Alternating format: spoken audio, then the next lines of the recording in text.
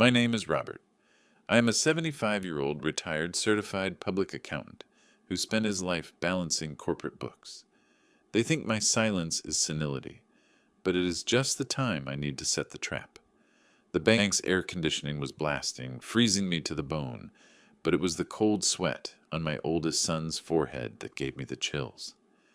I was sitting in that faux leather swivel chair, feeling the fabric stick slightly to my cotton shirt. To my right was Mike, my firstborn, tapping his foot against the floor in a frantic rhythm that betrayed his anxiety. To my left sat Charlie, the youngest, with his arms crossed in that posture of someone doing the world a massive favor, huffing every 2 minutes, as if the air in that room was beneath his lungs. Across from us sat the branch manager, Mr. Miller.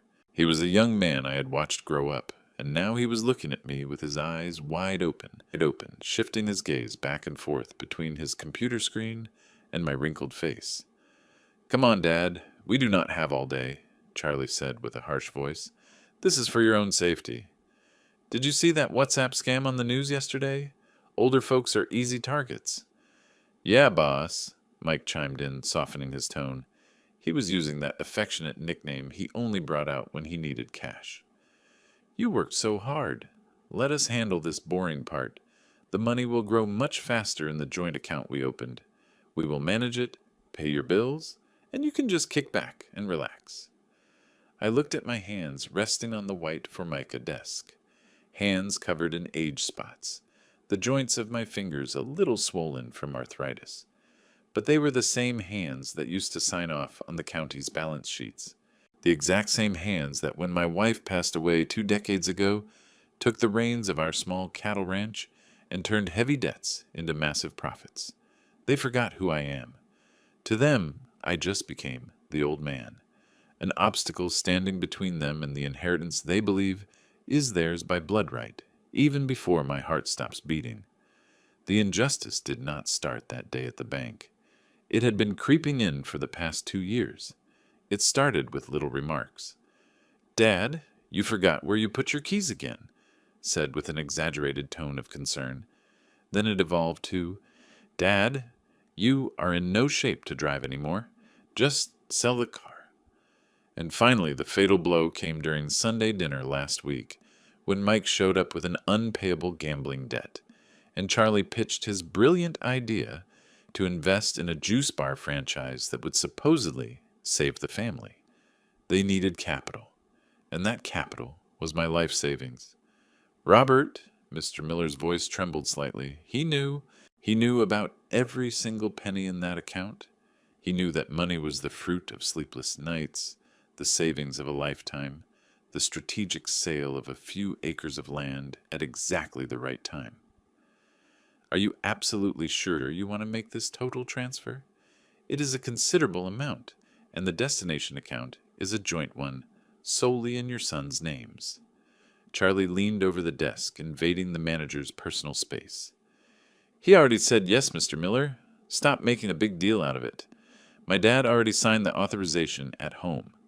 We are only here for the password and biometric unlock. Just do your job." I felt a tightness in my chest that had nothing to do with heart problems. It was the ache of disappointment. They say a father does not have favorite children, and it is true, we love them all, which is why it hurts so much when they all decide, in unison, to betray us. Mike, who I rocked to sleep when he had a 104-degree fever. Charlie, for whom I paid 3 different college tuitions because he could never find his path in life. Now they had both found their path in greed. I raised my eyes and met Mr. Miller's gaze. He was looking for some sign of resistance in me, some cry for help. He expected me to shout, to say I was being coerced, but I knew that causing a scene right then would only make them try something worse later. Maybe a legal conservatorship. Maybe they would lock me in a cheap nursing home claiming dementia. I needed to be smarter. I needed to use the weapon they underestimated the most, my supposed mental fragility. "Mr. Miller's son," I said with a gentle, shaky voice, forcing a rasp that was not mine. "The boys know what is best. I'm just so tired. Those passwords, Those apps. It is all too modern for my head. I saw a triumphant smile sprout at the corner of Mike's mouth. He gave Charlie a discreet nudge. They thought they had won. They thought the psychological pressure of the last few weeks had finally broken my spirit. Dad! Charlie tried to sound charitable, though his eyes gleamed as he watched Mr. Miller typing the commands. We are going to give you an allowance, okay? You will not want for anything every month. Blood pressure, medicine, cat food. We will take care of everything. An allowance out of my own money. The audacity was so great I wanted to laugh, but I held it back, turning it into a little cough. I brought my hand to my mouth, using the moment to hide the expression of contempt that almost escaped me. The banking system is a funny thing. It is built on cold numbers, but operated by people. And people form bonds. Mr. Miller had been my account manager for 10 years, but before that, he was an intern at the county office where I was treasurer. I taught him how to spot discrepancies in complex spreadsheets. I taught him that in accounting and in life, what is not said is just as important as what is written. I need your fingerprint, Robert, Mr. Miller said, turning the biometric reader toward me. His eyes were full of regret. He was about to transfer my entire balance, all my investments and retirement funds, into the boy's account. I extended my index finger. Thin skin, prominent blue veins. Mike held his breath. Charlie stopped tapping his foot. The silence in the room was absolute, broken only by the hum of the air conditioning. As I positioned my finger, I stared directly at Mr. Miller. I blinked twice, slowly, and then shifted my gaze to the wall calendar where a picture of sunflowers illustrated the month of May. It was a subtle gesture, almost imperceptible to anyone who was not looking for it. But I prayed in that eternal second that the lessons I taught that young man years ago were still alive in his memory. The machine beeped. A green light flashed. Transfer complete, Mr. Miller announced, his voice professional but lifeless. The funds should appear in your account in 2 hours, depending on the central system's processing times. 2 hours? Charlie complained. I thought it was instant. A wire transfer's instant. Amounts of this magnitude have to pass through a security clearinghouse, Charlie, I explained before Mr. Miller could speak, surprising them with my momentary technical lucidity. Then I quickly corrected myself, slipping back into character. At least that is what your mother explained to me once. Or maybe it was on television. Oh, I do not know. The important thing is that it is done, right? Mike was already on his feet, hugging me with unnecessary force. You made the right choice, Dad. You will see how much lighter your life is going to feel. Let us celebrate. We will take you out for steak. No, son, I replied, standing up slowly, leaning on the desk. My legs were shaking, not from old age, but from adrenaline. The rage was circulating in my blood like poison, but I needed to keep it contained. I'm tired. All this bureaucracy gave me a headache. Just take me home. You boys go celebrate. The money is yours now, right? They did not insist. Of course not. The presence of an old man would only get in the way of their victory celebration. They wanted to spend. They wanted to plan. They wanted to divide the skin of the bear they had just hunted. We walked out of the bank into the scorching midday sun. The heat of the street contrasted violently with the chill of the branch. My sons walked ahead, talking in low voices, laughing, already making plans. I trailed behind, taking slow steps, observing the backs of those men I used to carry in my arms. How could they turn into this? Where did I go wrong? Did I give them too much love? Or did their mother's money go to their heads like cheap tequila? They opened the car door for me, a gentlemanly gesture I had not seen in years. Relax, Dad, Mike said, shutting the door after I got in. We will drop you off at the house, and then we will handle things. You will never have to worry about bank balances again. Never again. I thought about that, looking out the window as the car pulled away. The drive to my house was short. They dropped me off at the gate. They did not even come inside. They gave me quick kisses on the cheek, kisses that tasted like treason, and sped off, burning rubber. I watched the car turn the corner, disappearing from sight. I walked into my house. The silence was comforting. It was a large house, built with solid brick and hardwood, an inheritance from more prosperous times. I walked to the kitchen and put the kettle on the stove. I needed chamomile tea. My hands were still shaking. I sat in the living room armchair in front of the landline telephone. That old device I refused to replace with a modern cordless one. It looked like a sentinel guarding the secret that was about to be revealed. I stared at the wall clock. The pendulum swung back and forth. Tick-tock, tick-tock. An hour passed. I imagined Mike and Charlie at the most expensive restaurant in the city, ordering imported Wagyu steak, opening a bottle of wine that cost the equivalent of my pension check. I imagined them opening the bank app every 5 minutes, waiting to see those 7 digits appear on the screen. An hour and a half. By then, the euphoria must be giving way to slight impatience.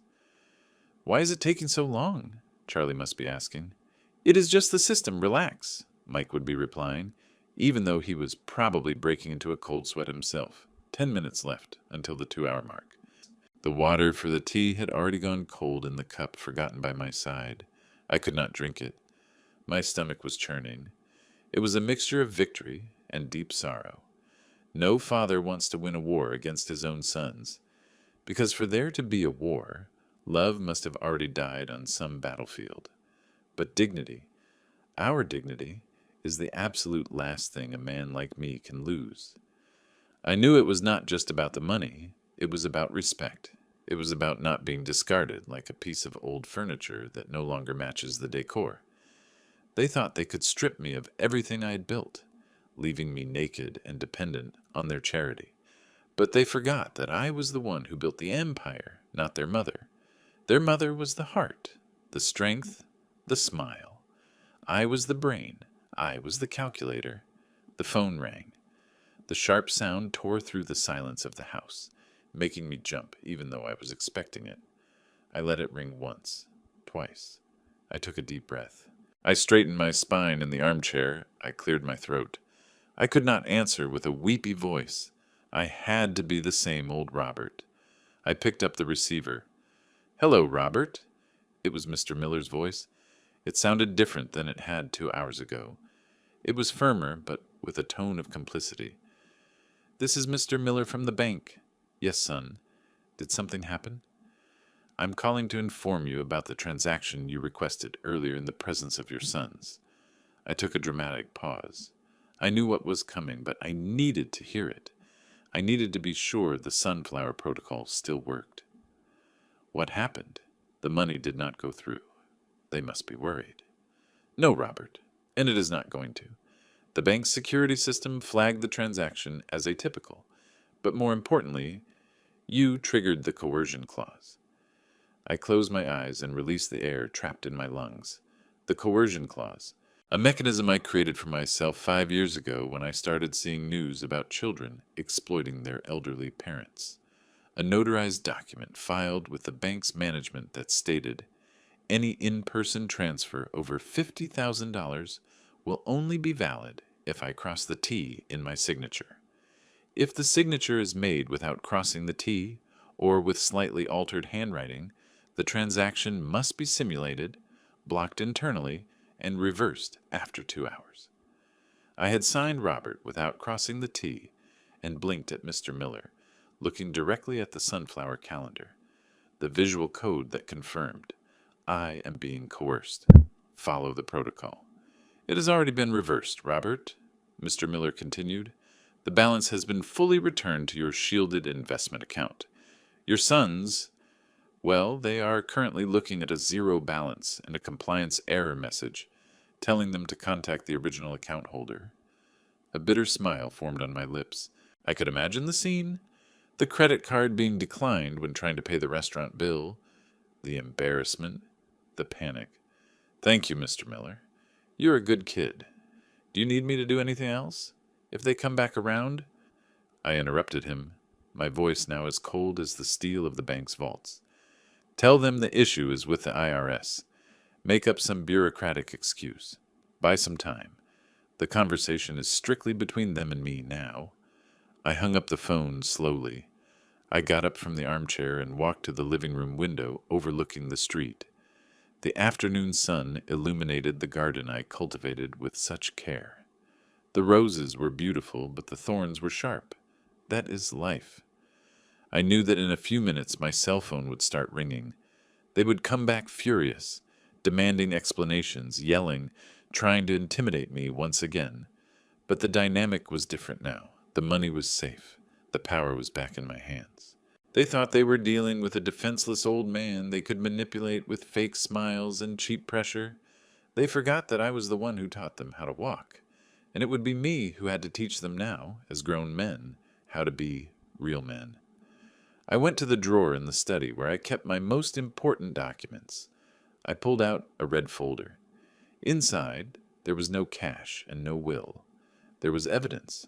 Records of loans I'd paid off behind their mother's back, records of fines, copies of compromising emails Mike sent me begging for money for loan sharks. I kept everything because an accountant knows the past can always be audited. I heard the sound of an engine revving in the street. It was them coming back, not to drop me off with affection, but to collect what they thought was theirs. The car door slammed violently. I took a deep breath, fixed my gray hair in the hallway mirror, and put on a smile that did not reach my eyes. I was not going to lock the door. I was going to let them in. After all, the lesson was just beginning. The pounding on my door was not the knock of visitors. It was the hammering of desperate creditors. The solid oak door my late wife had custom made 30 years ago vibrated against the frame, echoing down the hall like thunder announcing a storm. "Dad, open this door! We know you are in there!" Mike yelled. His voice was distorted, high-pitched, stripped of that fake sweetness he had used at the bank just 2 hours earlier. "Dad!" It was Charlie trying to sound more in control but failing miserably. "There was a mistake at the bank. We need to go back right now. It is urgent. Their system crashed." I did not move. I stood in the middle of the living room, watching the dust dance in the sunbeams piercing through the lace curtains. My heart, which earlier had galloped with fear and anxiety, now beat in a measured, almost metallic rhythm, tick-tock, like the pendulum of the clock. They thought the bank's system was the problem. Little did they know the system that had just crashed their lives was me. I walked in silence, with the lightness of someone who knows every floorboard that creaks, and went to the side window. I peeked through the blinds. Mike's car was parked haphazardly on the curb. The driver's door was wide open, the radio blaring country music that completely mismatched the desperation of the scene. They were pacing back and forth on the porch, sweating bullets, their cell phones glued to their ears, probably trying to call Mr. Miller, who by now must have blocked their numbers. It was in that moment, watching my 2 boys transformed into greedy strangers, that I decided not to open the door right away. No. The Robert who rushed to cater to their every whim had been left behind in that bank chair. The man standing inside now was different. He was Robert the accountant, the Robert who audited bankrupt county ledgers and found the massive holes no one else could see. I turned my back on the noise outside and headed to my office, a room at the back of the house they rarely entered, dismissively calling it the old man's junk room. I turned on the green banker's lamp on my desk. The smell of aged paper and ink calmed me. There in that 10 by 12-foot space was my real history, not the version they invented. I opened the bottom drawer of the metal filing cabinet, the one that sticks a little and needs just the right touch to open. A pull upward, then outward. Inside, there were no cake recipes or photo albums. There were the black binders. I grabbed the first binder, labeled Mike, Current Liabilities. I opened the file. My hands, completely steady now, flipped through the documents I had been compiling for a decade. There were copies of bank statements from when I paid his overdrafts while he came crying, claiming it was for the kids' medicine. There was the registration for the imported car he parades around town, which is actually under the name of a shell company I created years ago. They thought I closed it down, but it remains active, acting as the true owner of everything they use. "Open the damn door!" There was a kick at the front door. The wood groaned, but the heavy deadbolt I installed last month held strong. Claiming I was afraid of burglars, it now served to keep the real thieves out. I continued my analysis. I grabbed the second binder. Charlie. High-risk investments. Charlie always thought of himself as the family businessman, but who covered the losses? I did. There was the lease agreement for the juice bar space. He did not know it, but the guarantor was not some distant friend of his mother's, as I had led him to believe. The guarantor was me, through a simple legal maneuver. The commercial building where the business operated belonged to a real estate fund managed by me. If I wanted to, I could evict him tomorrow for non-payment, since he was 3 months behind on rent, a fact he pretended to ignore during our Sunday chats. I sat down in the leather chair, the exact same one where I spent sleepless nights calculating taxes to give them the princely life they enjoyed. For years I played the fool. For years I accepted the role of the widower who needed help changing a light bulb, while in the early hours of the morning I traded on the stock market on my old computer, multiplying the wealth my wife had left behind. They looked at me and only saw wrinkles, white hair, and slowness. They never bothered to look at what was on this desk. I remembered an afternoon 5 years ago. Mike had come over with a document for me to sign. He said it was an update for my health insurance records. I read it. It was a broad power of attorney. That day my fatherly heart bled, but my accountant brain woke up. I said, "Oh, son, I do not have my glasses on. I will sign it tomorrow." The next morning I purposely spilled coffee all over the paper and told him I had thrown it away. He huffed, complained about my incompetence, and never brought it up again.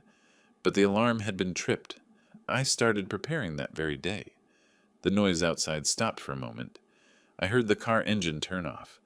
They were not leaving. They were camping out. Perfect. Time was on my side. I got up and went to the safe hidden behind a painting I had done. A simple rural landscape with no artistic value, which they always found tacky. I spun the dial. The heavy door swung open. Inside, in a blue velvet box, there was no jewelry. I sold the jewelry a long time ago to buy land when the price per acre dropped.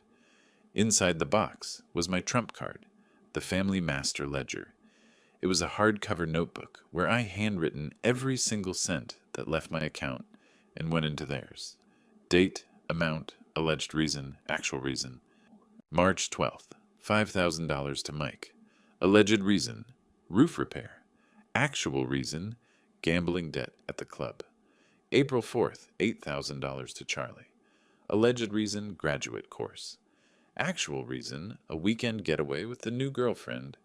And the grand total, updated with the inflation adjustment I calculated last night on a whim, far exceeded the value of the inheritance they thought they were entitled to. No, technically, if we were to settle accounts right now, they owed me, and they owed me big. I looked at those numbers and felt a wave of shame. Not for myself, but for having raised two parasites. The fault was mine. Perhaps it was too much coddling. The desire to spare them the hardships my wife and I endured on the ranch. All of that created weak men. Men who think money grows on trees or magically appears from Dad's wallet. But the shame soon gave way to cold determination. Society says that at this age, we should just sit in a rocking chair and wait for death, grateful for whatever crumb of attention our children throw our way. They say old age is a time for rest. What a lie. Old age is a time for harvest, and sometimes the harvest requires a sharp scythe to separate the wheat from the chaff. They underestimated me because I'm old. They underestimated me because I talk with a country accent and like to listen to AM radio. But they forgot that math does not have an accent and does not age. 2 plus 2 will always equal 4, and their greed, multiplied by their incompetence, resulted in absolute 0. I grabbed a blank sheet of paper and a fountain pen. I started outlining the plan. I was not just going to confront them. I was going to restructure the Silva family enterprise. I drew a line down the middle of the page. On one side, I wrote, assets. On the other, liabilities. Under liabilities, I wrote their names, Mike and Charlie. Was it cruel? Yes. Was it necessary? Vital. If I opened the door right now and yelled at them, I would just be a hysterical old man. They would find a way to medicate me. But if I presented facts, numbers, and notarized documents, you cannot argue with facts, much less against a paternal tax audit. I heard footsteps on the roof, the sound of shingles shifting. Charlie. That boy was always good at climbing trees and walls. He was trying to sneak in through the back, maybe through the laundry room window I sometimes left unlocked. I smiled. The window was locked. Furthermore, I had activated the silent alarm in that zone of the house. If he forced it, the security company, which also happens to be a client of my accounting firm and owes me a few favors, would receive the signal. I went back to the living room carrying the binders and the master ledger. I placed everything on the dining table. I arranged the chairs, one at the head of the table for me, two on the side for them. I went to the kitchen and brewed some coffee. The strong aroma filled the house, mixing with the heavy tension in the air. I put 3 mugs on a tray. Artificial sweetener for me, sugar for them. I still remembered how they took their coffee, even if they had no idea what blood pressure medication I took. As the water boiled, I looked at my reflection in the oven glass. I saw the marks of time on my face. Yes, but I also saw the eyes of a survivor. Those eyes had seen terrible droughts on the ranch. They had seen 80% monthly inflation. They had seen the death of the love of my life. 2 greedy brats were not going to be my end. Dad, please. Mike's voice was pure weeping now. He was broken. We need that money. The loan shark gave me until this afternoon. If it does not clear, Dad, he is going to kill me. I stopped with the mug in my hand. A loan shark, so that was it. The rush, the cold sweat, the desperation. It was not just luxurious greed. It was the fear of death. I felt a tightness in my chest. My paternal instinct screamed, "Open the door. Give him the money. Save your son." My hand trembled, spilling a few drops of hot coffee onto the embroidered tablecloth. I took a deep breath. I counted to 10. If I hand over the money right now, I save his life today, but I condemn his future forever. He will learn that Dad always fixes everything, and tomorrow there will be another debt, and then another, until there is nothing left of him or me. The money was safe in my shielded account. I had the power to save him, yes, but not the way he wanted. Not as an ATM, but as a crisis manager. I returned to the table. I opened Mike's binder and wrote a note in the margin of a page. Condition for third-party debt settlement. Voluntary financial conservatorship and therapy for gambling addiction. It was a contract, a business proposal, his life in exchange for his financial freedom. He would have to choose. Die at the hands of the loan shark, or live under the guardianship of senile peace. I walked to the front door. The noise outside had died down, turning into defeated murmurs and suppressed sobs. I turned the key in the deadbolt. The metallic click sounded like a gunshot in the silence of the afternoon. I opened the door slowly. The sunlight flooded the living room, blinding me for a second. When my vision adjusted, I saw both of them sitting on the porch steps, heads bowed, their sweat-soaked shirts clinging to their backs. They looked like 2 little kids who had just broken the neighbor's window. They turned around when they heard the door open. Their faces were red and swollen. Mike jumped up with desperate hope in his eyes. "Dad, thank God. The app, the bank, they need you to—" I raised my right hand in an imperious gesture to stop. I did not need to shout. The firmness of my extended arm, the straight posture of my spine, the ice-cold glare I shot at them, it all froze them in their tracks. "Come in," I said in a low voice but as sharp as a freshly honed razor. "Wipe your feet on the mat and leave your cell phones in this basket right here in the entryway." They looked at each other confused. This was not the reaction they expected. They were expecting a confused dad or a crying dad. Instead, they found the patriarch. "But Dad, the money?" Charlie tried to argue. "That money no longer exists for you." I cut him off, turning my back and walking toward the dining table where the open binders awaited them. What exists now is a board meeting, and I am the majority shareholder. Sit down. The coffee is on the table, and so is reality. They walked in hesitantly, as if stepping through a minefield. Mike looked at the basket by the entrance, pulled his phone out of his pocket, and dropped it in like someone surrendering a weapon. Charlie did the same. As they approached the table, their eyes fell upon the black binders. I saw the exact moment Mike recognized a copy of his corporate email sitting on top of the pile. I saw the color drain from Charlie's face when he spotted the spreadsheet titled Fraud and Embezzlement, Juice Branch. The silence in the room was heavy, dense. They did not sit down immediately. They just stood there, paralyzed, looking at the documents and then at me. I took a sip of my coffee, feeling the hot liquid go down my throat, giving me the final surge of strength I needed. "You thought you were going to scam me?" I began, gently placing the mug back on its saucer. "You thought I was just an old man who signed papers without reading them. But you forgot the very first rule I taught you when you used to help out in your mother's office. Never try to con the person who does the accounting." I pointed to the chairs again, this time with a smile that showed no joy, only the beginning of a trial. "Now sit down. We are going to audit your lives, and I will warn you right now. The balance is negative." They pulled out their chairs with a scraping noise that wounded the silence of the room, sitting down like two defendants in a courtroom.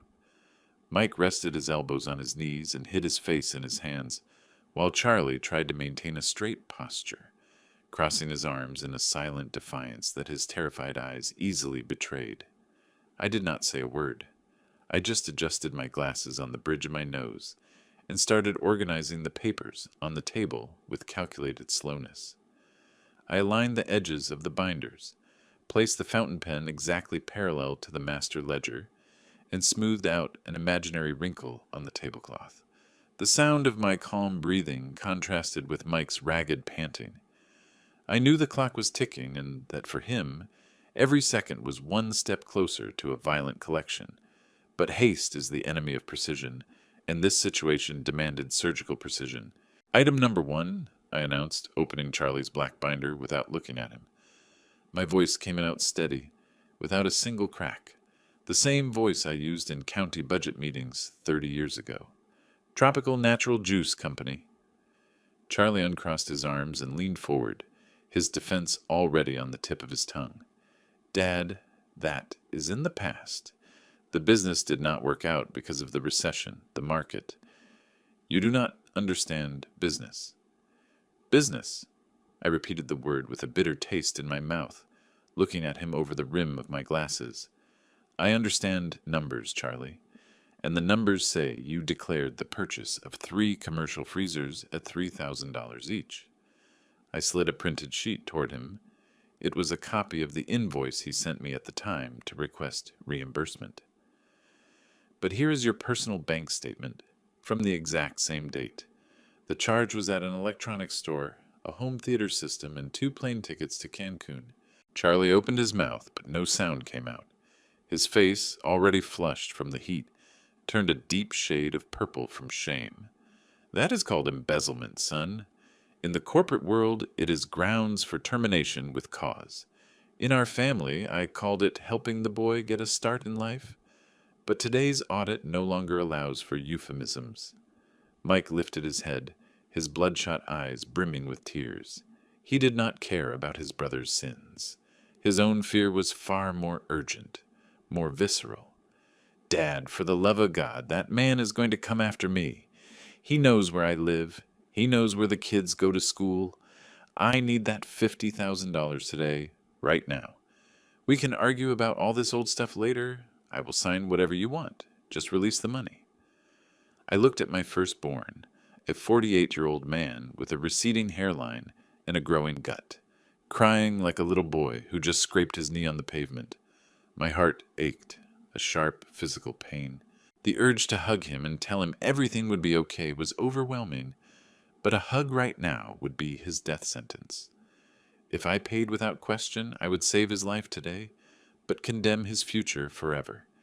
He would learn that Dad always fixes things, And tomorrow there would be another loan shark, another debt, another bout of tears, until there was nothing left of either of us. We will get to that, Mike, I replied, flipping through his binder with the coldness of someone handling a bankrupt balance sheet. But first, we need to understand how you ended up owing so much money to a guy known as the Shark. The name of the loan shark made Mike shrink back in his chair. He looked at me with genuine terror. How do you know his name? I smiled, a sad, humorless smile. Do you think I spend all day knitting, Mike? I have friends. The city's chief of police was a student in my Sunday school class. The bank manager eats dinner at my house on Christmas. Information circulates, son, and it reaches me. I pulled out an old bank statement highlighted in neon yellow. Right here, February 5th, a withdrawal of $3,000. February 10th, a deposit of $5,000 from a third-party account. Online gambling, Mike. He lowered his head again, utterly defeated. The silence that followed was filled only by the ticking of the wall clock and the buzzing of a fly that insisted on circling Charlie's sugary coffee mug. Charlie, realizing his brother was out of the fight, tried to regain control of the narrative. He was always the more articulate one, the salesman of dreams. Dad, look, we messed up, okay? We admit it, but you cannot treat us like strangers. We are your sons. That money just sitting in your account is not earning anything compared to what we could do with it. Inflation is eating it away, Dad. We just wanted to protect the family's assets. I let out a short, dry laugh. Protect the assets. I grabbed the master ledger and flipped it open to the last page, where the grand total of donations over the years was circled in red marker. I spun the notebook around so they could read the number. It was an amount that could buy a luxury penthouse in the middle of Chicago. You have already eaten your inheritance, boys. Technically, you're operating in the red. You are insolvent. Charlie stared at the number. His eyes widened like dinner plates. He had never added it all up. He had never put pen to paper for all those little loans, the helps, the gifts. Mathematical reality is a cruel mirror where there are no filters. And that is, Charlie stammered, adjusted for inflation with the Consumer Price Index? I confirmed it because money has time value, Charlie. Something you never learned. I got up from my chair and walked over to the window. The sun was starting to set, painting the sky orange. I needed this moment, with my back turned to them, to compose my expression. It was getting hard to maintain the iron mask, but I knew if I showed weakness now, they would eat me alive at the first opportunity. The bottom line is this, I said, still staring out at the garden. The money you tried to steal this morning is never going to hit your account. Never. I heard the sound of a chair violently scraping the floor. Mike was on his feet. So you're just going to let me die? Is that it? Your own flesh and blood? I turned around slowly. I looked Mike dead in the eyes. No, I am not going to let you die. But I am not going to hand you the cash either. The confusion stamped on their faces was almost comical, if the situation had not been so tragic. They could not conceive of a third option. To them, the world was binary. Either I gave them the money, or I denied it. They did not know the power of debt negotiation. I walked back to the table and pulled a document out of the red folder, one I had prepared months ago, predicting this day would come, even though I prayed it would never be necessary. It was a private contract acknowledging debt and transferring asset management. Sit down, I ordered when Mike threatened to step toward me. Here is the proposal. I will settle the debt with the shark. I will pay him directly. Not a single cent will pass through your hands. Mike collapsed into his chair, letting out a sigh that seemed to empty his soul. The relief was immediate, but short-lived. In exchange, I continued, raising my voice to ensure there was no confusion, starting today, your financial lives belong to me. What do you mean they belong to you? Charlie asked, furrowing his brow. It means you are both going to sign this contract. Mike, you're going to hand over your credit cards, all of them. You're going to give me the passwords to your bank accounts. Your paycheck will go into an account that I manage. I will pay the kids' school tuition, the groceries, the power bill, the water bill, and I will give you a weekly allowance for gas and lunch. The rest will go toward paying off the debt you owe me." "Are you crazy?" Charlie exploded. "I'm 35 years old. I'm not living on an allowance." "You are 35 years old, and you live in an apartment where I have been paying the rent for the last 6 months because you claim cash flow is tight," I fired back without changing the tone of my voice. "You have two options, Charlie. Either you sign the agreement and enter the Silva family judicial recovery program, or you walk out that front door right now and deal with your creditors on your own. Oh, and by the way, if you walk out that door without signing, tomorrow morning, bright and early, I am executing the eviction notice for your juice bar. The commercial lease has a clause for immediate repossession due to non-payment. I wrote that clause." Charlie turned pale. He looked at Mike, searching for an ally, but his brother was in another world. Mike was entirely focused on immediate survival. For someone with a gun pointed at their head, financial slavery sounds like paradise. "I will sign," Mike said, his voice hoarse. "If you pay the shark today, I will sign whatever you want. I can't take it any more, Dad. I haven't slept in 3 weeks." I looked at him with compassion, but I maintained my rigid posture. "It is not just whatever I want, Mike. It is a commitment to rehabilitation. You start therapy for gambling addiction on Monday. I already have the doctor's name. If you miss a single session, the allowance gets cut." I slid the contract and a pen toward Mike. My hands were no longer shaking. I was in my element. I was negotiating the most valuable asset I possessed, my son's future. Mike grabbed the pen.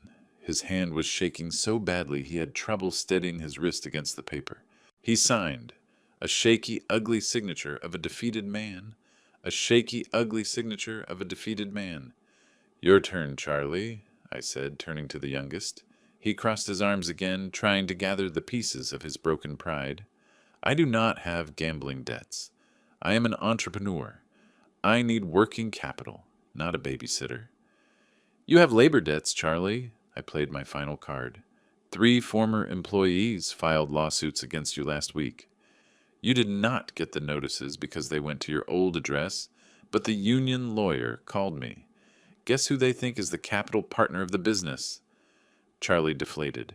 His whole pose of a business visionary crumbled like a house of cards. He knew he had no money for lawyers, much less to pay settlements. He was cornered, not by me, but by his own decisions.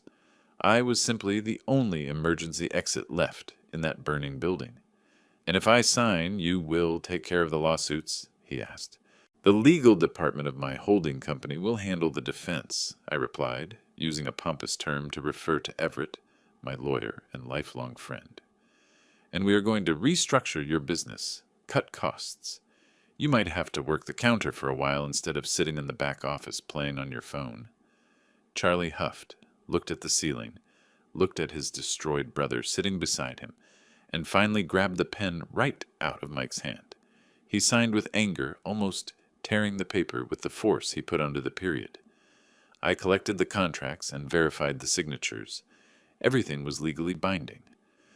"Excellent," I said, closing the binder with a satisfying snap. "The board meeting is adjourned." I grabbed my old cell phone from the table and dialed a number I knew by heart.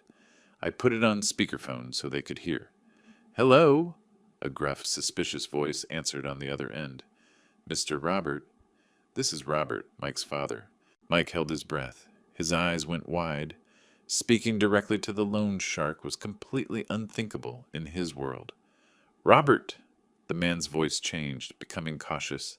"I know your name. What can I do for you?" "My son owes you money. I know exactly how much he owes you, and I know the interest you charge is, let us just say, unorthodox. But I am not calling to debate math. I am calling to inform you that I have assumed the debt." There was complete silence on the other end of the line. "Are you going to pay?" "I'm going to make a wire transfer right now. The principal amount plus 10% simple interest. None of that daily compound interest nonsense. Take it or leave it. If you do not accept, I'm going to the district attorney's office first thing tomorrow morning with the text messages you sent my son. I am sure the prosecutor will love to read your threats. Mike was livid. I was bluffing about going to the district attorney. I would never expose my son to a criminal investigation if I could avoid it. But the loan shark did not know that. And loan sharks, as dangerous as they are, hate the spotlight. Fine, Robert, the man grumbled. Send the wire. But tell your boy not to show his face around here again. He will not, I guaranteed. He is under new management now. I hung up the phone. I made the transfer through the banking app, typing the password calmly, while my two sons watched me as if I had just performed a magic trick. The notification chime of the completed transfer echoed loudly in the silent room. Mike started to cry, a convulsive weeping of sheer relief and utter humiliation. He leaned over the table, hiding his face in his arms. Charlie just stared blankly ahead, processing the fact that for the first time in his life, he was no longer the master of his own destiny. I stood up, grabbed the cold cups of coffee, and placed them on the tray. Dinner is at 7, I announced with the tone of someone calling out a train schedule. We are having vegetable soup today. It is good for calming the nerves. And Mike, I stopped at the kitchen door looking back. Wash your face. You are a 48-year-old man, not a child. Starting today, I am going to teach you how to act like one. I left them alone in the living room, digesting the new reality. The good-natured pushover Robert had died in that bank branch. The man who inhabited this house now was Robert the administrator, and the restructuring was just beginning. I walked over to the kitchen sink and started washing the dishes. The warm water on my hands brought me a deep sense of peace. I had won the battle, but the war for my sons' souls would be long. I looked out the kitchen window into the dark backyard. A single firefly blinked in the darkness, solitary and persistent. I smiled. They thought they had lost everything. Little did they know that by losing their easy money, they had just gained the only thing that could actually save them: limits. But the night still had one more surprise in store, something not even my spreadsheets could have predicted. The doorbell rang again. It was not a desperate pounding this time. It was a long, formal ring. I frowned, drying my hands on a dish towel. Who would be coming at this hour?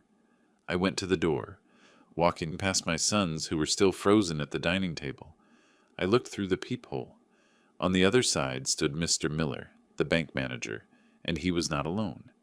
Right next to him, two men in gray suits held executive briefcases. My heart skipped a beat, not out of fear, but out of strategic curiosity. I opened the door. "Robert," Mr. Miller said with a grave expression, "I apologize for the hour, but we need to talk. That block you triggered set off an alert at the compliance center in the city, and what they found in the accounts connected to your sons is much bigger than we imagined." I looked back at Mike and Charlie. They had not heard. "Bigger how, Mr. Miller?" Let us just say the IRS has been monitoring Charlie's transactions for months, and now that the money bounced back to your account, they want to know if you are an accomplice or a victim." I felt a chill run down my spine. The paternal audit was over. The federal audit was about to begin. And I, who thought I had total control of the situation, realized the hole was much, much deeper. I invited them in with a firm nod. "Come in," I said, feeling the adrenaline start pumping again. "It looks like the board meeting will have to reconvene." The two men in gray suits walked into my dining room as if they owned the place, bringing with them the cold smell of bureaucracy and fear. They were figures I knew very well from other times. Auditors, people who do not carry guns in holsters, but can easily destroy a life with a pen and an official stamp. Mr. Miller followed right behind them, wearing the expression of someone who apologizes with his eyes, but does his duty with his hands. Mike and Charlie did not even have time to get out of their chairs. They sat there completely paralyzed, their mouths half open, watching this invasion like someone watching a horror movie without subtitles. "Robert," the taller of the two men began, adjusting his tie, "I am Mr. Moss from the bank's Compliance and Anti-Money Laundering Division. This is my colleague, Mr. Foster, an independent auditor. The word laundering dropped onto the table like a heavy anvil. I saw Mike instinctively hunch his shoulders, trying to make himself even smaller than he already was. Charlie, on the other hand, turned so pale his skin matched the white lace tablecloth. Laundering? Charlie stammered, all his arrogance completely draining away. This is absurd. My dad, he just got confused with the passwords. He is an older gentleman. You know how it is. He tried once again to use my supposed senility as a shield. Little did he know that shield had already been forged into a sword. Shut up, Charlie, I said without changing my tone, pouring myself another cup of coffee. Mr. Moss did not come here to listen to your cheap excuses. He came for the numbers, and numbers do not accept nonsense. The auditor looked at me with a raised eyebrow, clearly surprised by my firmness.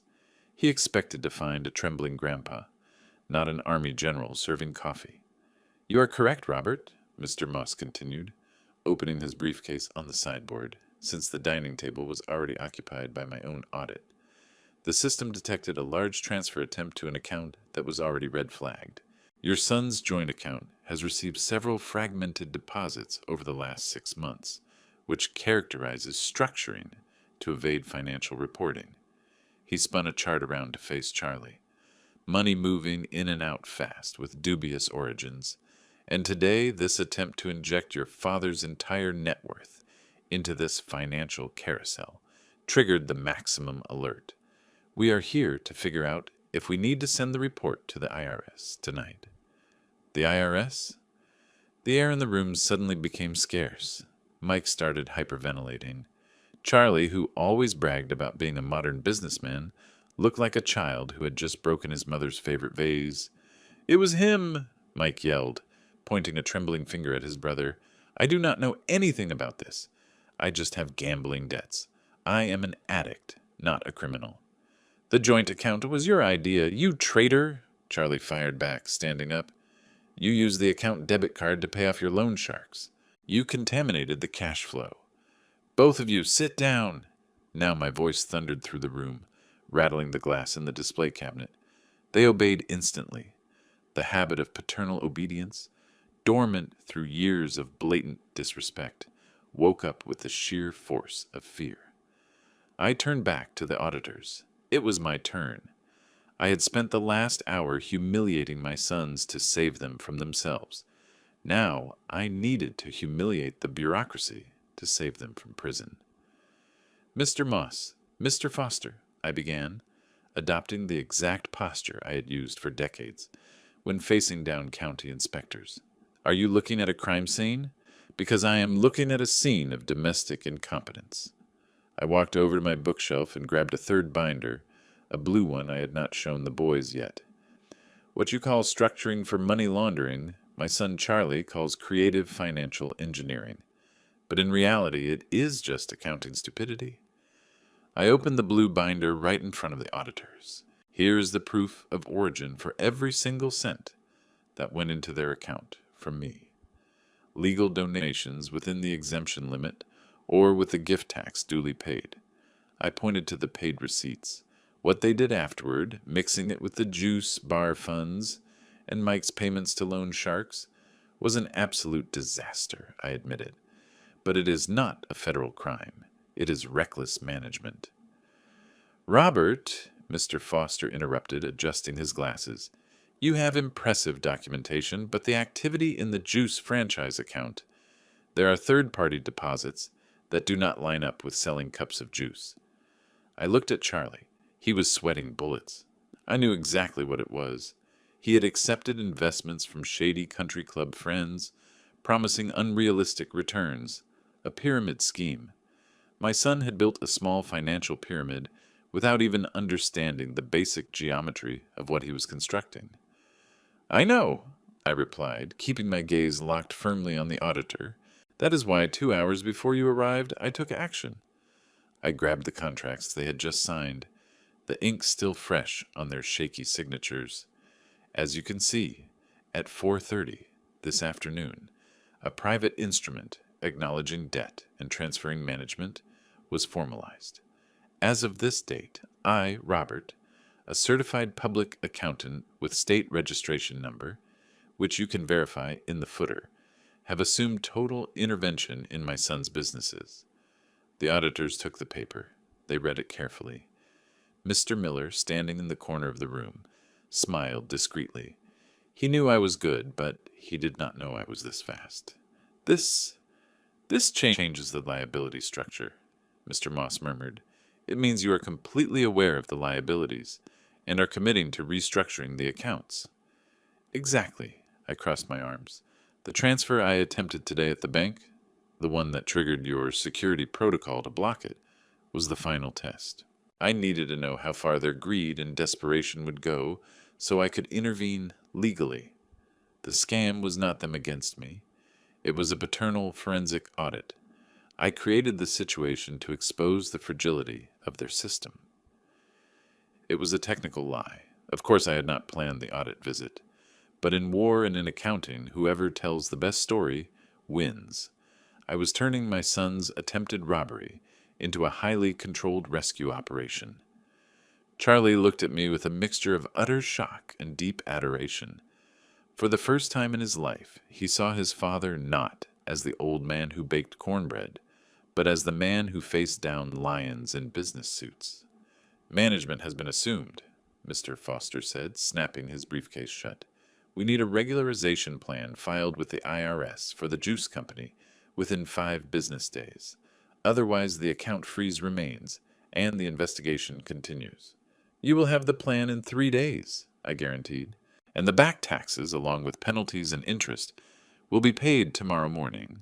I have the liquidity for it. Mr. Moss stared at me for a long, heavy second. He was evaluating whether I was a brilliant accomplice or just a desperate father cleaning up his offspring's mess. In the end, I think he just saw a fellow professional. Very well, Robert. We will suspend the red alert for 72 hours. Mr. Miller, handle the internal procedures. It will be done, Mr. Miller said, opening the door for them. Before stepping out, Mr. Moss stopped and looked at the 2 men hunched over the table. You 2 are incredibly lucky. If anyone else were sitting in that chair, you would be sleeping in a holding cell tonight. Thank the accountant. And thank your father. The door slammed shut. Silence reigned once again. But it was a different silence now. It was not the silence of tension. It was a post-war silence when the survivors look at the rubble and try to understand how they are still alive. My legs, which I had kept completely steady throughout the entire confrontation, suddenly felt weak. I leaned against the table, feeling the full weight of my 75 years crash down on me all at once. Dad, Charlie whispered. His voice was completely broken. You knew about the pyramid scheme? I turned around slowly. I took off my glasses and rubbed my tired eyes. I knew you were promising a 10% monthly return to your buddies at the country club, Charlie. Any idiot knows that is unsustainable. I just did not know you were stupid enough to use the family bank account to move that money around. I was going to pay everyone back, he tried to justify himself, but with zero conviction.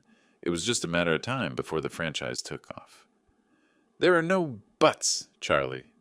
I slammed my hand on the table, making them jump. There's no more fantasy. It is over. The fantasy ended today. I walked over to Mike, who was still sobbing quietly with his head in his hands. I touched his shoulder. He flinched as if expecting a hard slap. Lift your head, Mike, I said. He obeyed. His face was swollen, his eyes bloodshot.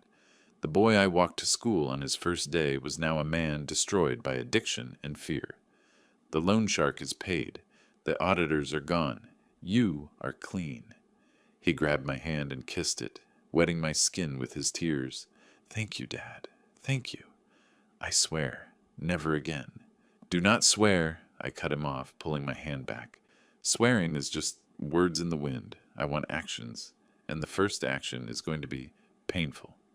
I went to the drawer in the sideboard and pulled out an old set of keys.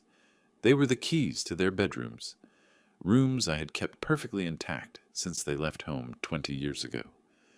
You're not going back to your houses today. What? Charlie looked shocked. I have to go back. Pam is waiting for me. Pam? The girlfriend who spends $500 on cosmetics using your secondary card? I asked, mentally consulting the master ledger. She will have to wait, or she will have to leave, because the card was canceled 10 minutes ago while I was talking to Mr. Miller on the app. Charlie's mouth fell open in total shock. You are going to sleep right here in your old rooms. And tomorrow, coffee is served at 7 in the morning. At 8, we start working. Working? Mike sniffled. I have my job at the office. You have been on medical leave for stress for 2 months, Mike. I saw the doctor's note in your binder. You are not going to the office. You are going to help me catalog the ranch's invoices. We have 3 years of dead files to organize out in the back shed. In the shed? Charlie grimaced. It is full of dust, Dad. I have allergies. I smiled. That smile I had not given in a very long time. The smile of someone who has absolute control. Then I suggest you take an antihistamine, son, because manual labor dignifies a man and clears the mind, and you both need a lot of clarity right now. They looked at each other. They were trapped, not in a federal prison with iron bars, but in a moral prison that smelled of lavender and freshly ground coffee. They realized in that moment that the freedom they wanted so badly, the money they tried to steal, it all came with a price they could not pay. I was the one paying for it, and now I was collecting on the bill. Go take a shower, I ordered, pointing down the hall.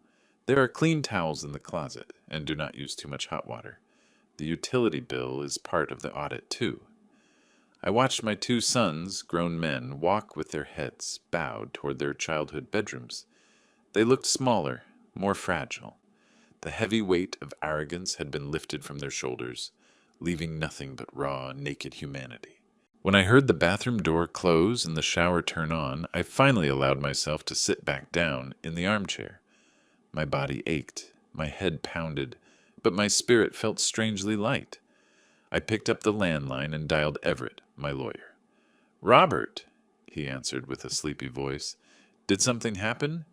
It is past 9 at night. Sorry for calling so late, Everett, but I need you to draw up the voluntary conservatorship papers first thing tomorrow morning. They signed the confessions, and I need you to contact the IRS to formalize the payment plan for Charlie's company debt under my name. I heard the lawyer sigh heavily on the other end of the line. Are you really going to take that hit, old friend? You could just let them learn the lesson on their own. They committed federal crimes, Robert. I looked at the framed photos on the mantelpiece. Mike missing his 2 front teeth at his kindergarten graduation. Charlie dressed as a cowboy at the town fair. Everett, I said, looking up at the ceiling where the antique lamp cast dancing shadows. A father does not audit the heart. A father audits character. They broke, yes, but I am the one holding the glue. They are going to pay back every single cent with sweat and hard work, but I am not going to let them rot in a cell as long as I have the strength to teach them what their mother did not have the time to. You are a stubborn man, Robert. I am an accountant, Everett, and we accountants do not like leaving the books unbalanced. I hung up the phone. The house was dead silent, except for the sound of water running through the old pipes. It was the sound of cleansing, of purification. I got up and walked to the window. It was a starry night. The day had been incredibly long. It started with a brutal betrayal at the bank and ended with a forced redemption in the dining room. They thought they could retire me from life. They forgot that life only ends when the heart stops beating, and my mind was still beating strong, pumping blood, love, and a healthy dose of fiscal rigor. Tomorrow would be a new day, the first day of the rest of their lives, and this time the rules would be mine. I turned off the living room lights. The dark did not scare me anymore. I had learned that it is in the dark where we find the things that truly shine, even if it is the cold shine of the truth. I headed to my bedroom, but first I stopped at Charlie's door. He was already in bed, curled up in a fetal position on the twin mattress that now seemed far too small for him. He was crying softly. Dad, he whispered into the darkness, sensing my presence. Are you ever going to give us the money back? I paused. The question hung in the heavy air. Even after everything, the seed of greed was still trying to sprout. But this time, the soil was bone dry. The money? No, son, I replied, slowly pulling the door shut. But if you do everything right, maybe I will give you back your dignity. And trust me, that is worth much more than any bank balance. I turned the knob, locking the door from the outside. I heard the click of the deadbolt. It was cruel, perhaps, but sometimes to save someone from drowning, you have to pull them hard by the hair. I walked down the dark hallway, feeling not like a 75-year-old man, but like the guardian of a treasure they had nearly destroyed. The treasure was not the cash, it was our family name, and tomorrow we would start polishing our family silver, even if I had to scrub until my hands bled. The morning sun beat down on the corrugated metal roof of the back shed, creating a metallic crackle that served as our second alarm clock. 6 months had passed since that fateful day at the bank. 6 months since the rescue operation began. I was standing on the porch with a steaming mug of coffee in my hand, watching the movement at the far end of the yard. There were no more imported luxury cars parked on the curb. There were no delivery drivers bringing expensive lunches. Just the rhythmic sound of heavy boxes being dragged, and the smell of old dust mixing with the aroma of the fresh bread I had just pulled from the oven. The routine I established was Spartan but necessary. Up at 6 in the morning, a simple breakfast. By 7, working in the dead archives. I checked my watch. 6:55. The back door opened. Mike walked out first, wearing an old faded t-shirt and worn-out jeans. He had lost that gut inflated by beer and a sedentary lifestyle. Now his arms showed muscles I had not seen since he was a teenager, helping carry feed sacks. Right behind him came Charlie, with no gel in his hair, and missing that fake gold watch he used to show off. He was carrying a clipboard with the seriousness of someone holding the 10 Commandments. "Good morning, Robert," they said in unison as they walked past me, no longer with that honeyed tone of someone looking to ask for money, but with the dry respect of someone who learned to value the roof over their head. "Good morning," I replied, sipping my coffee. "Today is the day we close the fiscal year. I think you are going to like the numbers. We managed to recover a tax credit that can offset part of the outstanding tax debt." I almost choked on my coffee, but I kept my composure. Charlie, the former king of pyramid schemes, was now enthusiastically talking about legal tax credit recovery. Mike, the gambling addict, now got his adrenaline rush from finding errors in old invoices. They walked toward the shed. I stood there, feeling a cool breeze on my face, and a deep peace I had not felt in years. It was not the peace of rest. It was the peace of a work in progress. The house was full, not of parasites, but of men under construction. The shame I had felt that day at the bank had transformed into something else, a cautious hope, like a tiny plant pushing its way through solid concrete. I walked down the porch steps and headed to my office. The desk was spotless. The family master ledger, which used to record only losses and disappointments, now had columns in the green. The debt to the loan shark was fully liquidated. The IRS payment plan was completely up to date, paid religiously with the real hard-earned profits from the juice bar, which now operated with half the employees and double the efficiency under Charlie's direct supervision on weekends and my strict audit on Mondays. But the real change was not in the numbers. It was in the silence. The screaming was gone. The demands were gone. The lies whispered over the phone were gone. They learned that the truth, no matter how harsh, is the only asset that never depreciates. Right around noon, the phone rang. It was Mr. Miller. "Good morning, Robert. I'm calling with good news. Compliance just unfroze Charlie's account. The restriction has been lifted." I took a deep breath. It was the moment of truth. "Thank you, Mr. Miller.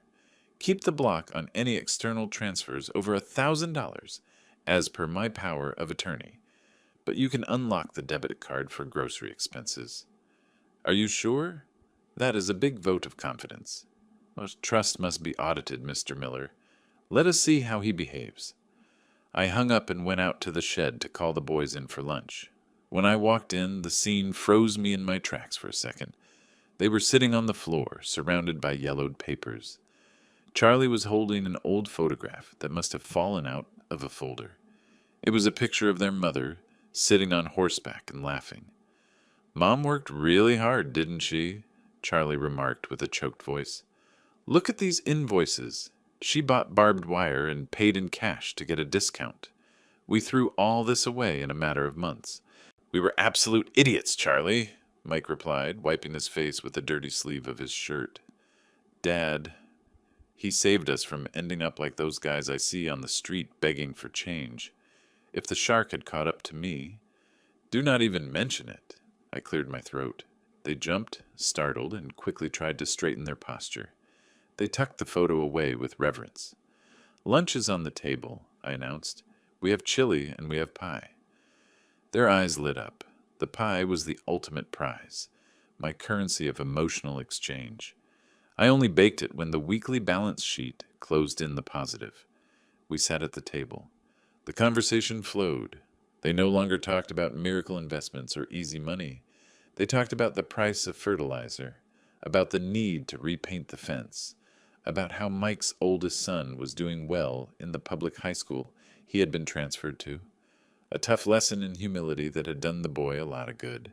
"Dad," Charlie said while serving himself a second slice of pie, "that fruit supplier offered me a side kickback if I bought a larger quantity off the books." I stopped with my fork midair. My heart raced. It was the test. The devil always comes back to offer the apple, or in this case, overpriced fruit pulp. "And what did you tell him?" Charlie looked me dead in the eye. He did not look away like he used to. "I told him the accounting for my business is strictly audited by Robert, and if he wanted to remain our supplier, he would have to write an invoice for the very air he breathes inside his delivery truck." He got mad and hung up on me. A genuine smile broke across my face. "You lost a supplier, Charlie." "But I gained peace of mind, Dad, and I found another supplier, cheaper and completely honest. Half an hour later." Mike patted his brother on the back. "That is how you do it, little brother. And, Dad, I wanted to give you this." Ooh. Mike reached into his pocket and pulled out a wad of crumpled bills. "What is this?" "I did an odd job over the weekend, helping the neighbor fix his roof. He paid me $100. I was going to save it to buy cigarettes, but I quit smoking, remember? So it is to pay down my account. Write it down in the master ledger." I took the bills. The amount was minuscule compared to what he owed me, but the symbolic value was absolutely incalculable. That money had honest sweat on it. It was not gambling money. It was not money stolen from his father. It was working money. "I will record it, Mike, and I'm going to credit it to you with bonus interest." That afternoon, I decided it was time to take the next step. I called them both into the office. They walked in apprehensive. The trauma of my board meetings was still fresh in their memories. "Sit down," I said.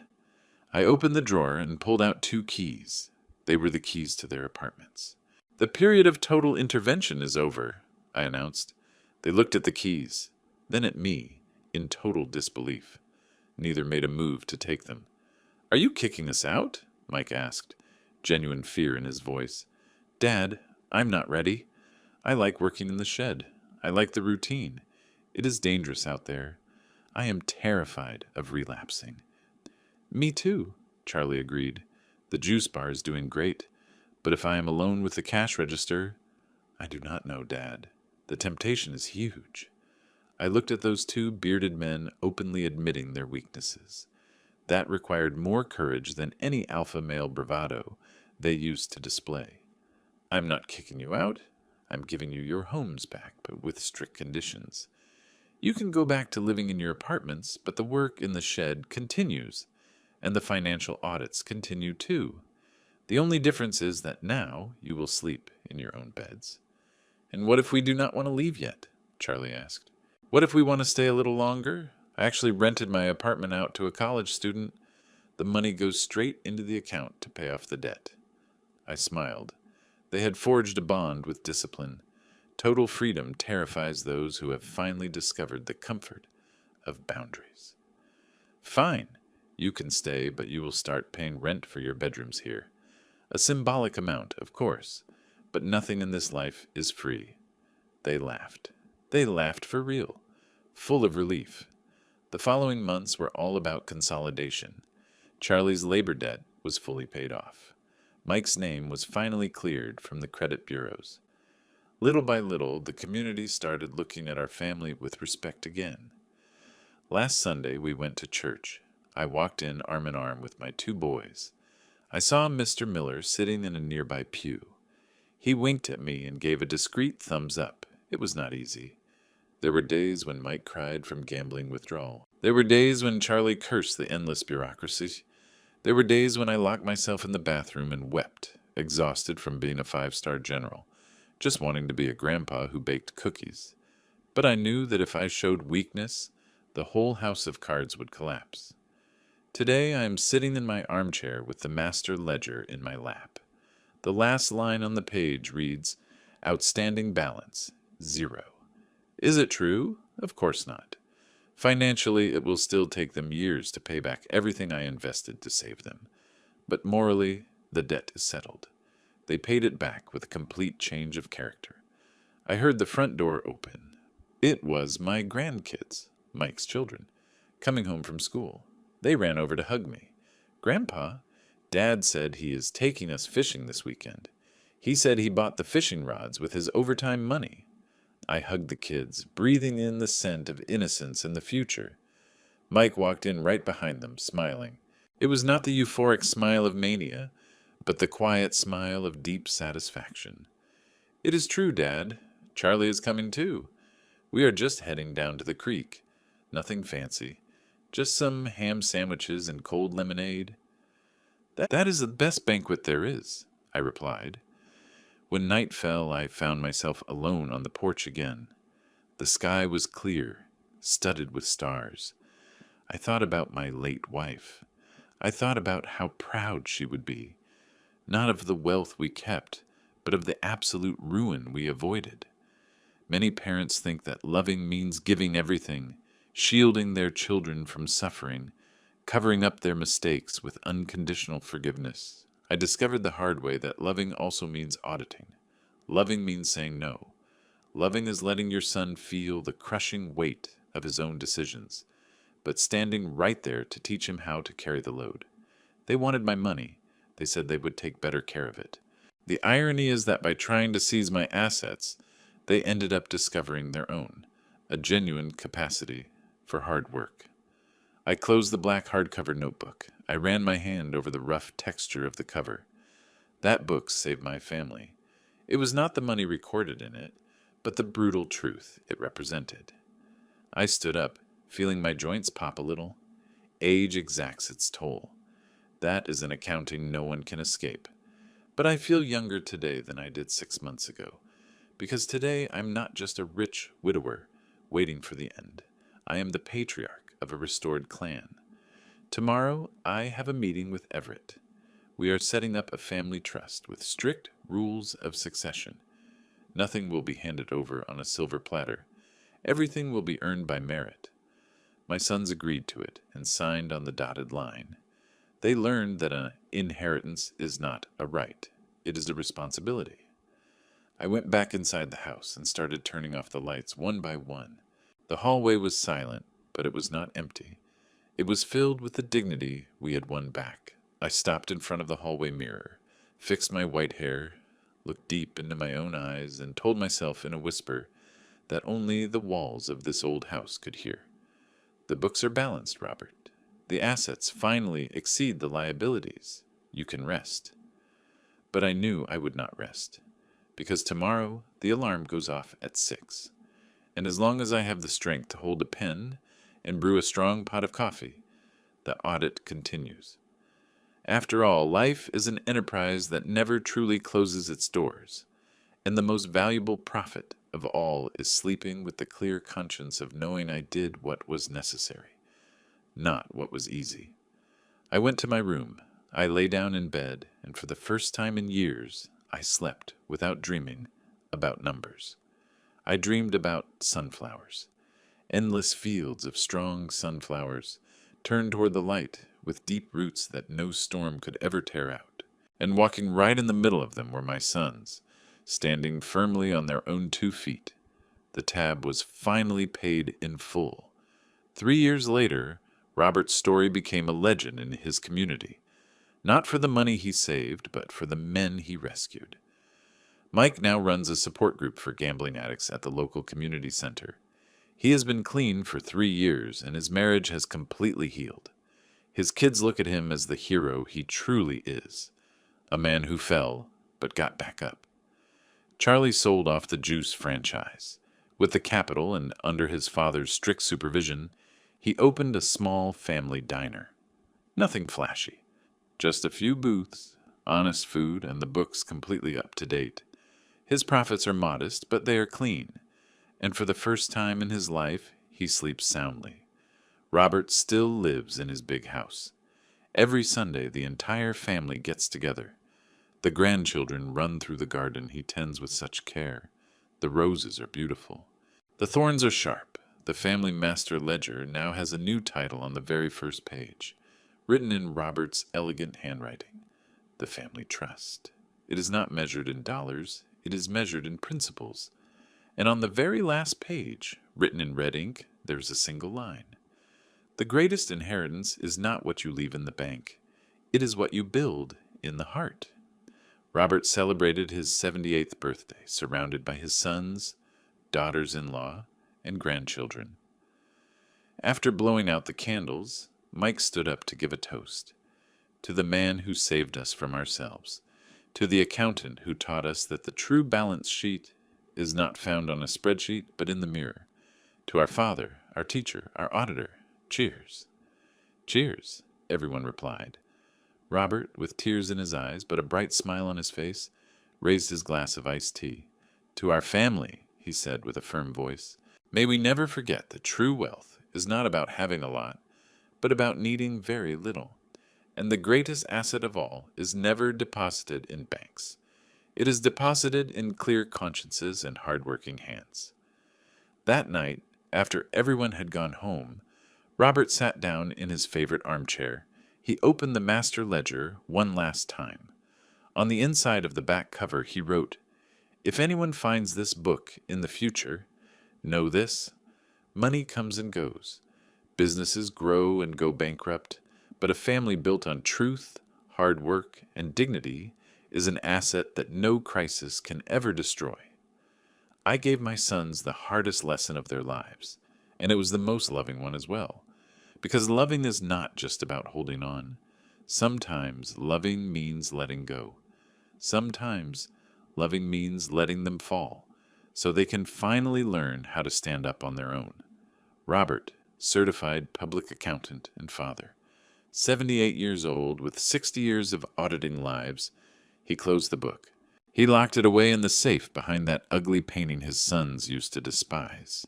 He turned off the light and walked to his bedroom, and as he drifted off to sleep, one last smile crossed his wrinkled face. Because he had done what many parents do not dare to do. He loved them enough to say no.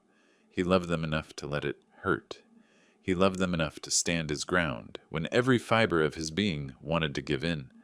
And that tough love, that auditing love, that accounting love, was what ultimately saved him. The books were perfectly balanced. The audit was finally complete. And our family, after nearly losing everything, had finally found its way home.